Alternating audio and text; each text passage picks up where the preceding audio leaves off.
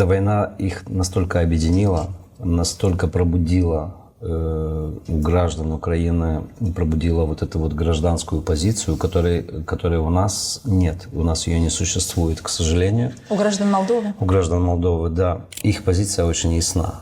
Они защищаются. Ну, просто когда началась война, мы находились в Украине уже, и мы почувствовали это на нас, да.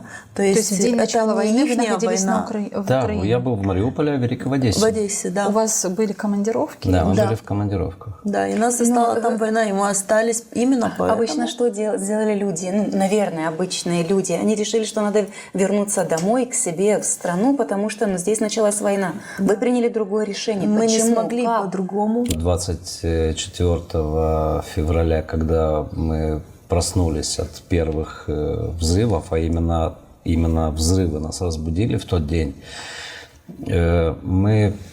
вот 24 февраля это был день, который нам продемонстрировал, как работает вот эта вот пропаганда, пропаганда в плохом смысле слова в этот раз, как работает ложь, потому что мы видели то несоответствие, которое было во всех средствах массовой информации, по всем телеграм-каналам. Началась просто такая бомбардировка информационная о том, что украинцы сдались, что Украина все.